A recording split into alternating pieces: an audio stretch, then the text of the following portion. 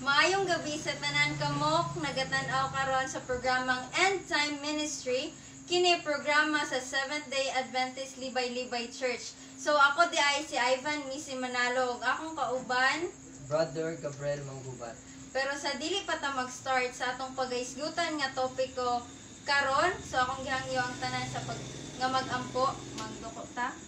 Our gracious and kind, most heavenly Father, Lord God, first of all, we thank you for another gift of life that you've given to us, Lord God.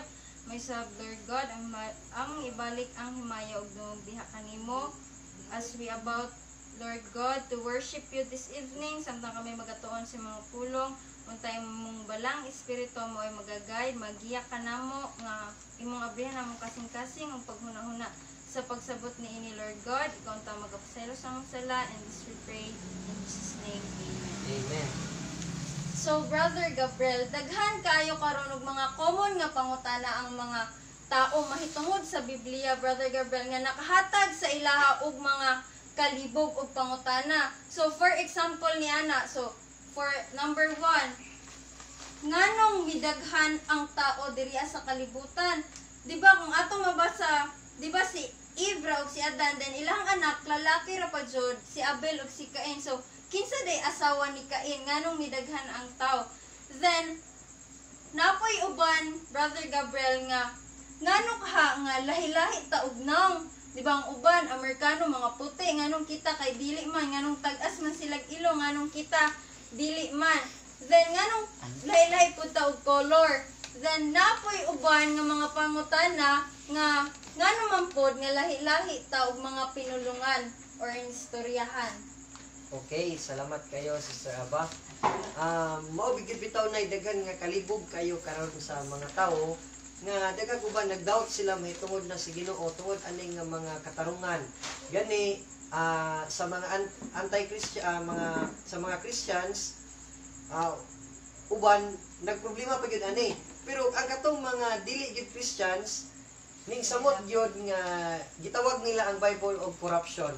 Gitawag nila ang Bible og corruption kaysa katuyuan nga unsaon man daw nga si Abel lalaki, then si Cain lalaki. Gipatay pa gyud ni Cain si Abel, unya ang giingon sa Biblia nga gipadala dito sa Dios sa land of Nod, dito nangasawa si Cain. Dito nangasawa si Cain. So yun sa man niya pag-asawa nga wala may lain nga tao. Ano na po'y uban na gunahuna nga kining giingon dinhi sa Genesis chapter 6 nga verse 2 nga naay mga anak sa Dios nga pagtan-aw sa mga anak nga babay sa tao giminyuan nila. So they believe na ang naminyuan ni Cain mga anak daw sa Dios or mga angels or something uban pa. Kaya nga naman, wala man dahil laing tao kaniadto. Napayuban nga corruption, very impossible daw nga mudaghan ang tao gumika ni anak. Kaya naman ko yung mga pagtulunan nga mga balasahon, di lang ako panganlan, nga naiuban nagtuo nga kambal si Abel o naikambal po si Cain. Ang kambal ani ni Cain, babae, ang kambal po ni Abel, babae. Sa diha nga gipatay ni Cain si Abel, ang kambal ni Abel mo'y naminyuan ni Cain.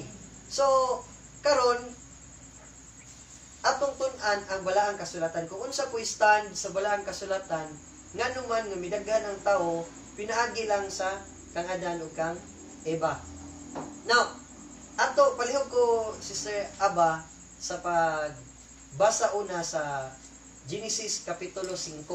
So, sa dili pa akong gibasa nga version sa Bible kay ang Biblia Cebuano ang pinadayag nga version. So, Genesis chapter 5. Genesis chapter 5. Verse 1 lang usa sa Saba. Okay. Genesis chapter 5 verse 1. Kini mao ang basahon sa mga kaliwat ni Adan sa adlaw nga gibuhat sa Dios ang tao, sa kasama sa Dios siya gibuhat niya. Okay. Mauna ang kibali pagbuhat sa Dios gikan kang Adan ug sa iyang mga kaliwatan kung unsa ang pagbuhat ug pagdaghan niya niini. Sa verse 2, kung nabay lain nga gibuhat lalaki, babae ug unsa pa man, sige daw. Verse 2, lalaki ug babae iyang gibuhat sila o gipanalanginan sila o gitawag niya ang ngalan nila ug Adan sa adlaw sa pagbuhat kanila. Okay. So, gibuhat sa Dios lalaki o Babae. babae. Si Adan sa adlaw sa pagbuhat kanila. But pasabot, gibuhat sa Dios og ang kaliwatan ni Adan mo ni gisgutan aning the whole context of Genesis chapter 5. Now, ato nga maila dinhi nga ang Dios gyud ay nagit siya gibuhat sugod. Nagit siya gibuhat sugod dili pareha sa uban nga gingon nila nga corruption ng Bible. So, na sila gituuhan gyud nila nga corruption ng Bible, nay uban nga nagtuo nga corruption ng Bible unya dinhita nga libro kay masubay na to na theory of evolution, na nga kung giunsa nga nahimo ang tao, uban pa di na nato panghinganlan. So, asa nang daghan na. Now, ang ilaha pag yung stand nga ang kini corruption. Apan mas corruption siguro tong gikan ta sa wate, nahimo tang baki, nahimo dayong pagong, din paguman nahimong crocodile, nahimong dinosaurs, nahimong ape, din nahimo dayong si Brother Gabriel. Ilang kung maingog ikaw Sister Abaha kay kuan, murag mas puti pa man ka sa kuha. Oh. Ako lang kay itom-itom. So, lain kayo nga gikan ta diha. Mas corruption siguro to nga naman kinsa may una nga tao nga unggoy nga nahimong tao. So walay na record. Walay na record niya na. Apan na ay sa Biblia na ay unang gibuhat sa Dios sumala sa itong gibasa, which is Adan ang unang gibasa kay kanang word ni Adam, Hebrew word na siya nga sa English man. So na ay tao nga gibuhat o ginganlan niya Adam. So lihog daw ko sa Aba na itong main point diri sa verse 3 o sa verse 4. Sige daw. Okay, verse 3. Ug nakadangat si Adan ug usa ka gatos ug katluan ka tuig ug nanganak ug usa ka anak nga lalaki nga liwat kaniya ingon sa iyang dagway ug nagtawag sa iyang ngalan si Seth. Ug ang mga adlaw ni Adan sa human siya manganak kang Seth 8 ka gatos ka tuig ug nanganak siya ug mga anak nga lalaki ug mga anak nga babayi. Okay. Muna yung naka-nindot. Kay humanday, after day sa kamatayon ni Abel, na ay gihulit sa Diyos kang Abel, nga liwat kayo kang Adam. Ang iyang pangalan mo si Seth. Then, sa 130, ang edad ni Adam. Then, pag-abot niya og 800 years, until 800 years ang edad ni Adan ug ni Eva, nanganak pa sila og gikan sa 130 ha, gikan sa 130 padulong sa 800 years sa ilahang pagkinabuhi, nagsigi pa sila og panganak og babayi og lalaki. But pasabot dili ra day lalaki ang ilahang mga anak, kundi aduna pay mga babayi. Aduna usay mga babayi nga ilahang gianak. So kung atong tan-awon ni ihulagway na pud sa uban nga dili man kay og nanganak og babae og lalaki naglininyuay. Isa may giminyuan nato ni Cain nga gidalaman siya dayon dito sa land of Nod. Atong tan-awon nga dili man ang giingon sa balang kasulatan, giadto si Cain dito gipadala sa Dios dito og didto siya nangasawa. Wala giingon og sa iyang pag-abot nangasawa dayon si Cain. Dili man gud na siya nagisgot nga mao dayong adlaw or mao dayong mga panahon na. Ang giingon nga didto siya nag-asawa og nanganak. Now, ato nga tanawon karon nga ang edad man gud sa tao sa unang panahon, nagani si Methuselah 969, si Jared 962, si Adam 900 kung ako na sayop 950, unya si Noah 950 usab, unya si 930 di ay si Adam o 950 si Noah. So dinya atong makita nga ingana ang ilahang edad, ilahang usay tawag ni lifespan nila. Ilahang lifespan taas. Unya ang ilaha pong lawas sa una healthy pa kayo. Dili pareha sa tuwa karon nga edad kag 50, daghan na kay sakit ng panuhot, sakit na ang kalawasan, unya di na ka maglisod na kag anak pag-abot na nimog 60. may lang to ang akong kaila kay si Tinta pa ang iyang papa nakaanak yapon. Oh, pero kadalasan wala na. Nahitabo mong gud na nga sa unang panahon, ing anak pa ang ilahang edad sa diya nga maupay pagkasala sa tao, di pa kayo dugay, bago pa kayo ang sala. Taas pa ang kinabuhi sa tao kay ang ilaha pong pagkaon. Sa una, ilang lifestyle ug ang ilang pagkaon utanon ra gyud. Utanon ra gyud og kining putas. So mo na nga taas kayo ang lifespan sa tao kaniadto. So dili imposible nga nagkaanak 130 ha nanganak si Adam kang Seth, then wala gisgot kung kanus siya sunod na kaanak. Basta hangtod sa 800 years nagsige pa sila panganak. But pasabot, ibutang na natog after 150 nanganak, after 20 years nanganak na po sila, layo naman kay ng 20 years. Ibutang na natog diha ang pinakasunod kang Seth. Diha pa sila nanganak ng babae. Human niya na, mag-edad ng 20, pwede na miminyo, 30. Sa pagdaggan sa ilang mga anak, naabot sa lanugnog, wala nag-mention kung igsuon ba ni Cain o ihan ng apo. Ihan ng apo, dili problema.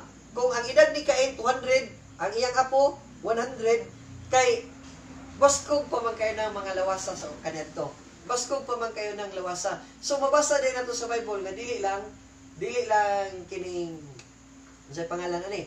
Dili lang di ay puro lalaki ang anak nilang Adan o iba, kung dili na usab mga babae. Kung pasabot dili lang usab mga babae. Unya, igsuon man ni Cain o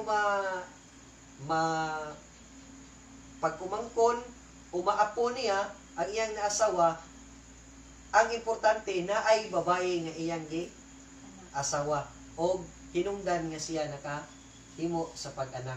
So diha ato makita na dayon kung patong padayunon ang atong padayunon pagbasa, diha gisaysay ang kaliwat ni Seth o kaliwat ni Cain. Nanaghan sila. But pasabot mo na ang pagdaghan sa tao. Bahin pud sa ikaduha nga pangutana nga ngano man nga lain tagnaw. Nainaw nga hastag ituma, nainaw nga itumra, nainaw nga brown, nainaw nga asang pung puti napuinaw nga mura ni gyud og luspan ang pagkaputi. So, nay nagkalain-lain nga kolor, may nagkalain-lain nga naong, napoy nagkalain-lain nga pinulungan. Nga kung atong basa kung ingon sa uban nga kung usa lang ang gihimo sa Dios nga tawo, nganuman nga si Adan puti, kunya yang gianak day negro. So, nganong naingon ni anak man? First of all, walay nakasaysay kung say color ni Adan. Walay nakasaysay kung ang original ba. Gani kung atong subayon ang kaliwat sa mga Hebreo, atong kaliwat ni Abraham nga apo sa apo ni Adan, apo sa apo ni Adan. Si Abraham unya si Isaac o si Jacob na later on nahimo siyang Israel. Unya kaliwat niya ginganlan og Israel, to 12 tribes of Israel. Nga kung atong tanaw, na pa man nila makaliwat diya, karon dili sila puti. Subot pasabot, dool kayo sila sa kamatuoran nga dili puti ang unang gibuhat sa Ginoo. Apan kanus amang yun nga naamay nagsagol-sagol ang lain nga pinulungan. Unya nagkabinulagay man ang tao. Nagkabinulagay man. Ako kang hanyoon sa pagbasa sa Genesis Kapitulo 11. Magsugod ta sa verse 7. So, in Genesis chapter 11, verse 7, umari ka mo, mga naog kita, ug lahugayon nato ang ilang mga sinultihan, aron sila dili na makasabot sa sinultihan sa usa ug usa. Okay. Ang giingon diha, lahugayon ta sila. Ningon ng Dios, pangari ka mo, mga naog kita, ug lahugayon ta sila. So, bang version, lahugayon ta ang ilang pinulangan, aron dili sila magkasinabot sa usag, usa. Unya, sa verse 8, andun sa verse 9, si Saba. Okay, verse 8. Busa, gipapatlaag sila ni Jehovah sa halayo ngadto sa ibabaw sa naong sa tibuok nga yuta. O gibiyaan nila ang pagtukod sa lungsod. Tungod niini, ang ngalan ni adto gitawag Babel. Kay dito gilahugay ni Jehovah ang sinultian sa tibuok nga yuta ug gikan didto gipapatlaag sila sa naong sa tibuok nga yuta. Okay. Patong tanawon si Saba. Sa sugod ay isa ra ang ilang pinulungan. Apan ay nag-lead ana sila nga ang pangalan si Nimrod. Nag-lead siya nga human after naman sa lunok nga basig mubalik ang lunok mga igsuon. Kung mubalik ang lunok mga igsuon, maghimutag taas kayo nga kanang turi. Taas kayo nga turi nga kanang kung abot man lang galing pag-usab ang lunok, dili na ta maabot didto. So, sa diha nga ang Dios nakita niya ang katuyuan sa tao nga dili maayo. Na pagsalig na mo abot or mo sangko sa pagsalig sa hunahuna or kaugalingong panlimbasog sa tao.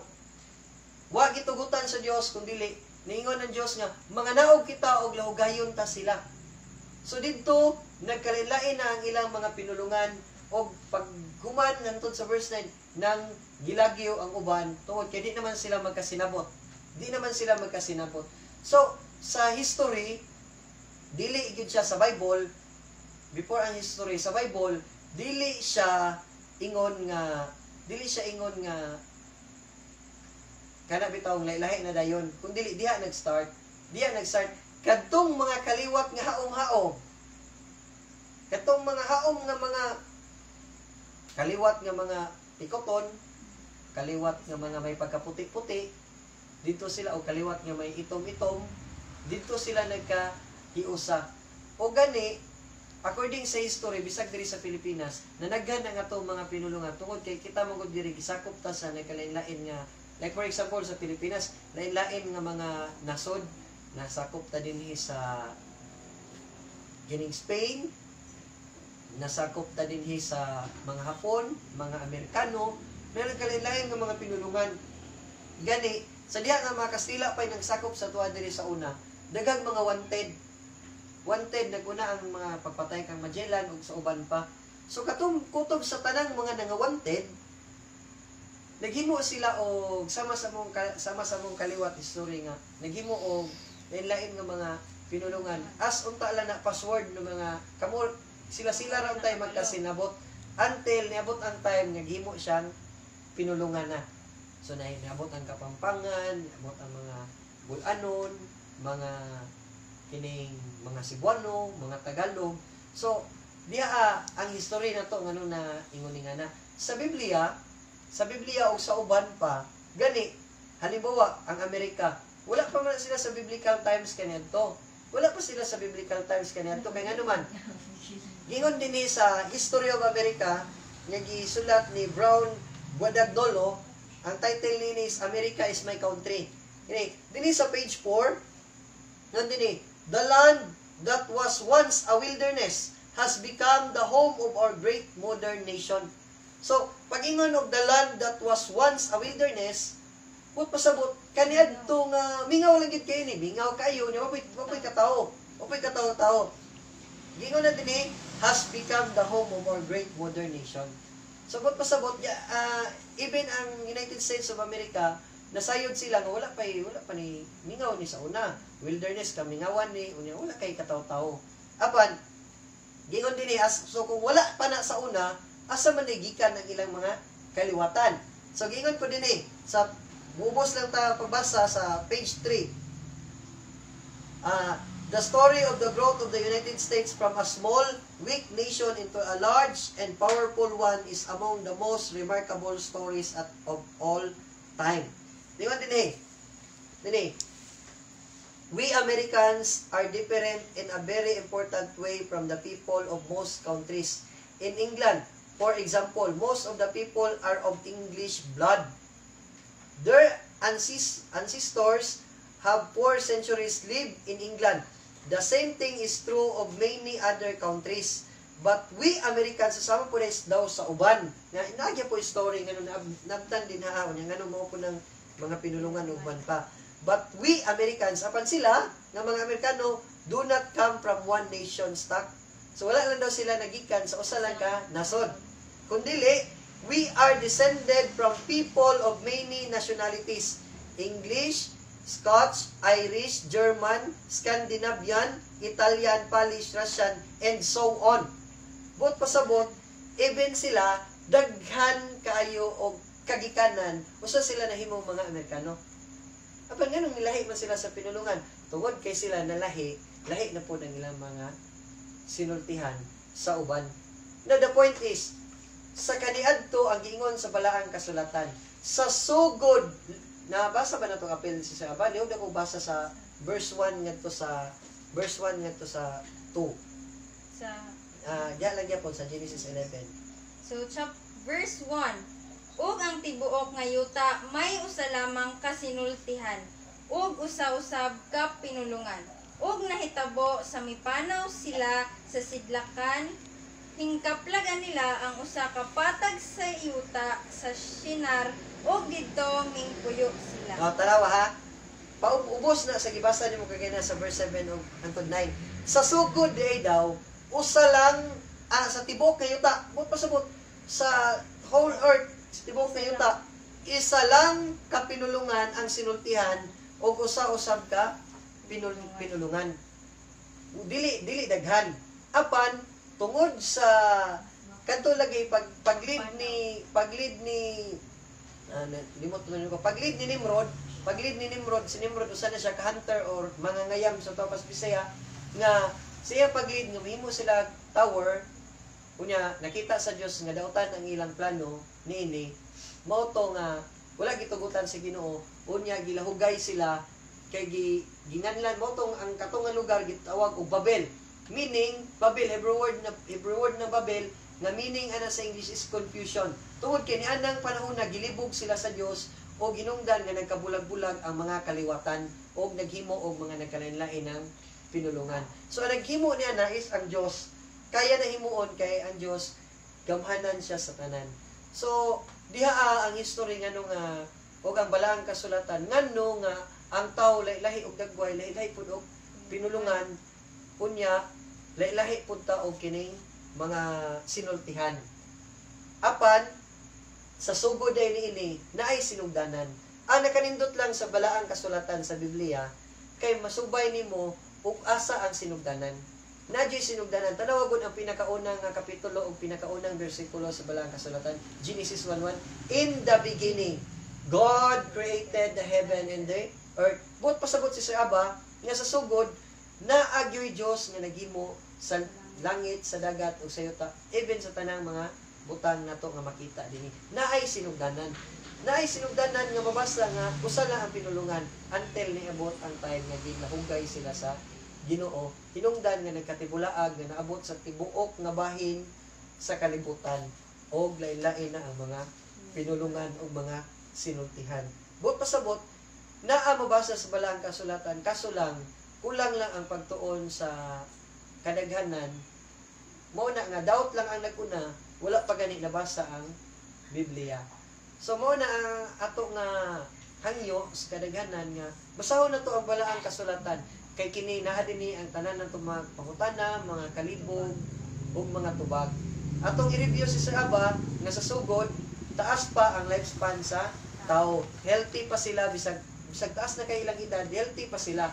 Gani, kanang 800 na edad, dili na ginawan ang 100 na to, dili na kaanak.